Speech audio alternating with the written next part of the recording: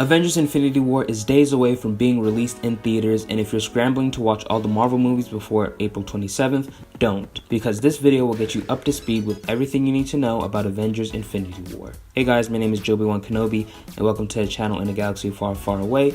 If you're finding me for the first time, I do weekly Star Wars, Marvel, and DC videos. Hit that subscribe button with notifications on to be on alert for future videos. So here are some time codes for the various sections that I'll be covering in this video. If you want to skip ahead and look at a particular section in this video, like if you just want to recap a Civil War, or you want to know more about the Infinity Stones, the links are down in the description below.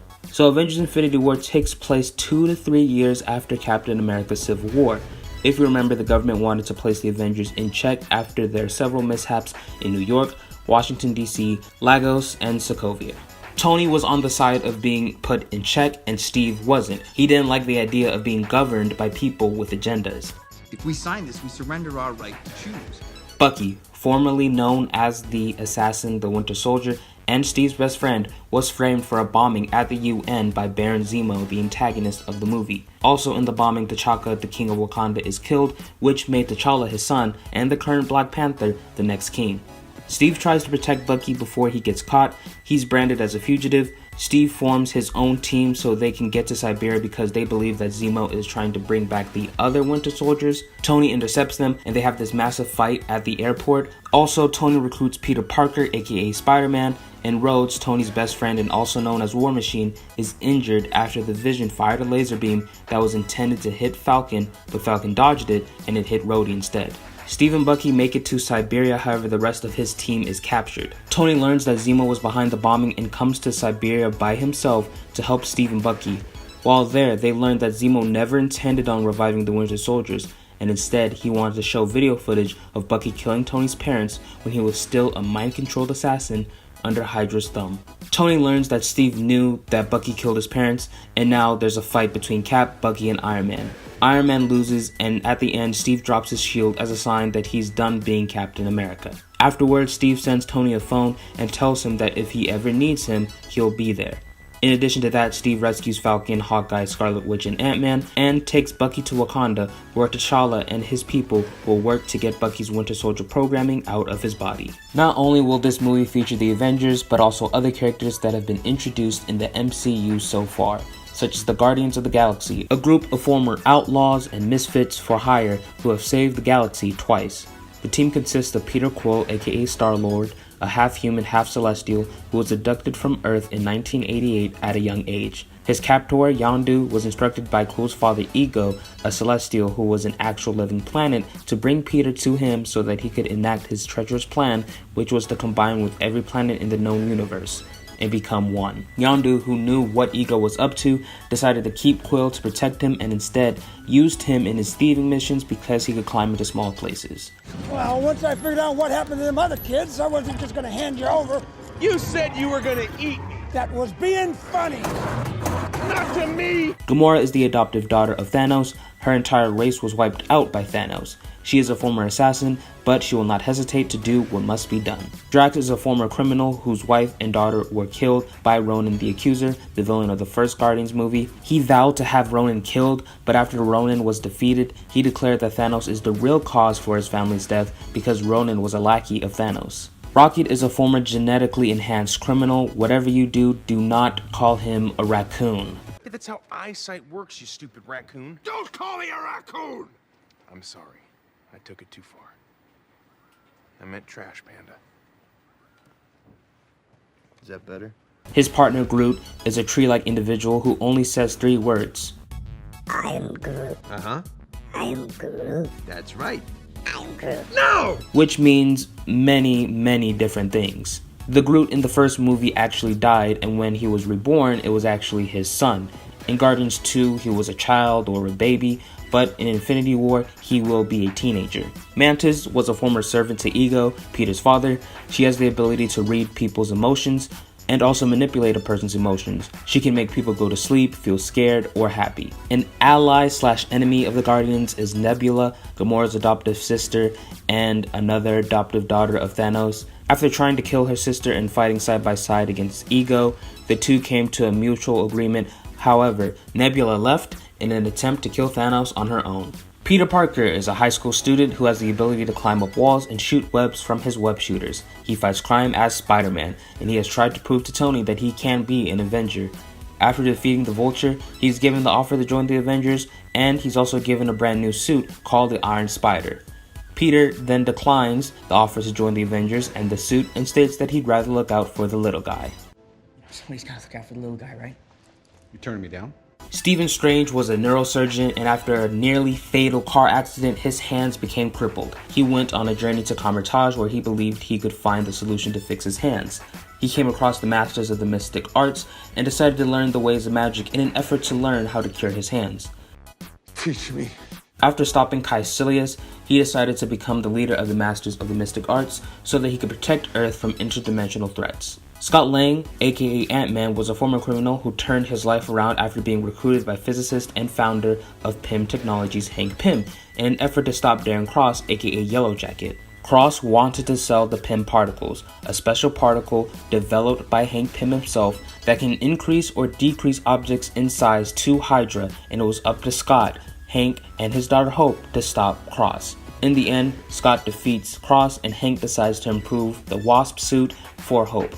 Hank's wife died as the Wasp when she went subatomic and shrunk too far down to stop a nuclear bomb. She's quote-unquote dead, but in actuality she's trapped in the quantum realm, a dimension where an object just gets smaller and smaller.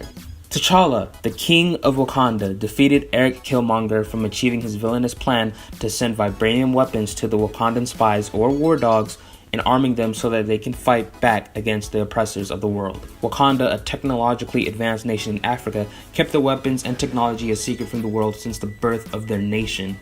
To the outside world, they're just a poor African farming province. However, T'Challa decided to reveal to the world exactly who they are. Also, it was revealed in the post-credit scene that Shuri, T'Challa's sister, deprogrammed Bucky. And last, Thor, son of Odin, an Avenger and an Asgardian prince, defeated Hela, his sister, from taking over Asgard. To defeat her, he started Ragnarok, the prophecy of the destruction of his home world. Surtur, the fire demon, destroyed the planet and Hela with it. Now Thor is the king of Asgard and plotted the course for Earth, but not before they were intercepted by Thanos. Thor was accompanied by Bruce Banner, aka the Hulk, who at the end of Avengers Age of Ultron took the Quinjet out into space and landed on Sakaar, where he became a gladiator champion in the Grandmasters Contest of Champions. He was also accompanied by Valkyrie, a former member of a group of warrior Asgardian women sworn to protect the throne of Asgard, who were known as the Valkyries, and they were all killed by Hela. There's also Heimdall, an Asgardian guard who can see and hear into the souls of everyone in the 9 realms, and Loki, Thor's adopted brother, who's actually a frost giant, one of the many enemies of Asgard. So that brings us up to speed to the present day in the MCU. Now let's talk about Thanos, also known as the Mad Titan. He is an intergalactic warlord who is hell-bent on acquiring the Infinity Stones so that he can wipe out half of humanity and bend the shape of reality to his will. I'll talk more about the Infinity Stones later. For some backstory, Thanos gave Loki the Scepter, a weapon that could fire energy blasts and control the minds of people, and an army of the alien race known as the Chitauri to invade and conquer Earth. In return, Loki would give Thanos the Tesseract, which contained the Space Stone, one of the 6 Infinity Stones. Presumably, Loki would also have to hand over the Scepter because it contained the Mind Stone. Loki's invasion failed, and the Tesseract fell into the hands of the Asgardians, and the Scepter fell into the hands of Hydra, then the Avengers, then to Ultron, and now the Mind Stone is in the Vision's forehead, a powerful android who was intended to be Ultron's final form. Thanos also requested Ronan's help in fighting the Power Stone, however Ronan betrays him and uses it in his plot to destroy Xandar. The Guardians stopped him, and now the Power Stone is in the hands of the Nova Corps, an intergalactic police force. Now, after losing the possibility of having 3 Infinity Stones in his grasp, Thanos has embarked on a quest to collect them himself. Fine. I'll do it myself. He's aided by the Black Order, another set of adoptive children that consist of Proxima Midnight, Corvus Glaive, Ebony Maw, and Cull Obsidian. He also has another alien race army known as the Outriders. Now let's talk about the Infinity Stones. Before the Marvel Universe was formed, 6 singularities existed. The universe exploded into existence and the 6 entities formed into Infinity Stones. powerful objects that represent a different aspect of the universe. You have the Power Stone, which is currently housed with the Nova Core on Xandar. It has the ability to shoot laser beams, energy blast, you name it. It's so powerful you could destroy an entire planet with it. The Space Stone allows anyone to teleport anywhere in the known universe. It's currently inside the Tesseract, which was located on Asgard, but Loki passed by it when he was in Odin's vault in Thor Ragnarok. The first trailer for Infinity War confirms that Loki took it. The Reality Stone has the ability to change reality. It takes a liquid form known as the Ether. It is currently in the possession of the Collector, and as the name implies, he collects things. The Time Stone allows a user to move time forward and backwards. The user can also create a time loop, and if you remember from the Doctor Strange movie, that's where we get this iconic line from. Dormammu, I've come to bargain. Doctor Strange currently wields it in the Eye of Agamotto, an artifact created by Agamotto, the first Sorcerer Supreme or leader of the Masters of Mystic Arts.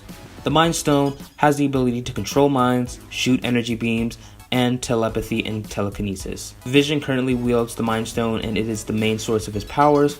If it's removed from his forehead, he dies. Do you know I don't know what this is? Not really. I know it's not of this world. It powered Loki's staff, gave you your abilities, but its true nature is a mystery. And yet it is part of me. Are you afraid of it? I wish to understand it. The more I do, the less it controls me. One day, who knows, I may even control it. Yeah, I don't think so. The last stone, the Soul Stone, has yet to be revealed in previous Marvel movies. Some have speculated that it's on Wakanda, others thought that it was with Heimdall, so expect to find out where the Soul Stone is in Infinity War. It has been confirmed that it is not in Wakanda. I made a video about that a while back. You can check that video out in the cards above. There are 2 Prelude comics out that give better context to the events that happened in between Civil War and Infinity War. There are also some other minor details that have been officially released to the public and or seen in trailer footage. This may be me giving away spoilers, but not really in my opinion. But if you want to walk into this movie completely blind, like you don't want to know the finest minor detail at all, just skip forward to this time right here. I'll give you a second to make up your mind. Okay, we're moving on. So it follows up with Steve's rescue of his team, and Hawkeye decides to reunite for good. Scott decides to reunite with his daughter Casey, and Wanda and Vision are living happily ever after in Europe. But not for long. Fun isn't something one considers when balancing the universe. Meanwhile, Steve, Black Widow, and Sam stop a group from smuggling Chitauri tech to America. Natasha suggests that they should tell Tony, however Steve declines. Tony is seen working on his new Mark 48 suit. He contemplates about calling Steve, but he decides to prepare for the end of all things by his own. And as far as minor details go, the Mark 48 suit is housed inside this triangular arc reactor. It forms around him like the Black Panther suit. It's based on the Model Prime suit from the comics. Tony has the ability to materialize a numerous amount of weapons and tech, such as a giant thruster, large repulsor cannons, blades, and much more.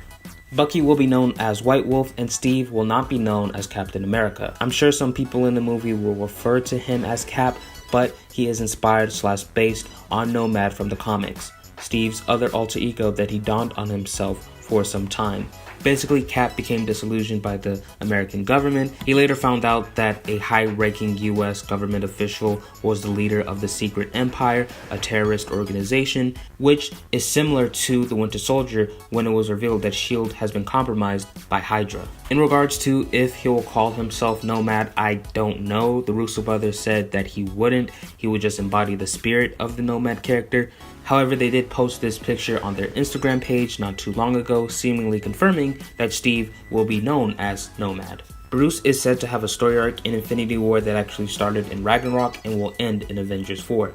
He said that the line between the Hulk and Banner is starting to blur. Thor will get a new weapon, the Stormbreaker, half axe, half hammer, and the handle is apparently made out of Groot's tree bark. Obviously, this is a large cast, so it would be kind of ridiculous to have the entire cast all together at once throughout the entire movie, so there's obviously going to be different teams. Based on the trailers that we've seen so far, it looks like we'll start with Tony, Bruce, Doctor Strange, Wong, and Peter during the first half, the Guardians and Thor up in space, Wanda and Vision, later joined by Steve, Natasha, and Sam. Then we get Bruce, Rhodey, Natasha, Scarlet Witch, Vision, Steve, and Sam meeting up with T'Challa, Okoye, Shuri, and Bucky in Wakanda. Up in space, we have Thor, Rocket, and Groot, and then Peter, Drax, Gamora, and Mantis, followed by Doctor Strange, Iron Man, and Spider-Man in space. And then Peter, Drax, and Mantis meet up with Doctor Strange, Iron Man, and Spider-Man on the Q ship, which is the name of this ship that we see in New York. No idea where Gamora is. This last piece of footage that we see with Peter and Drax where it looks like they're on nowhere is the last piece of footage that we see with Gamora, besides from the footage where she's on the Milano. And then we have this piece of footage where Nebula is apparently on Titan. So I have no idea how she gets there, whether she meets up with Peter and Drax before they meet Doctor Strange and Iron Man, or she just gets there to Titan by herself some way, somehow. I could go on about other minor details, but I won't. I'm sure you can find other information about this movie in interviews, articles, podcasts, etc. Literally the biggest question that everyone has been asking is, where is Hawkeye? He has apparently been left out of all trailers, all TV spots, and all posters. He's absolutely nowhere to be found. So the Russo brothers came out and explained that coming out of Civil War, he's in the same position that Cap and Falcon are at the end of that movie, and Ant-Man. Coming into this movie, characters on Cap's side coming out of the Civil War, some made certain decisions and others made other decisions that lead to different paths and them dealing with oversight in this movie in a different way. So, Hawkeye's on his own journey in this movie.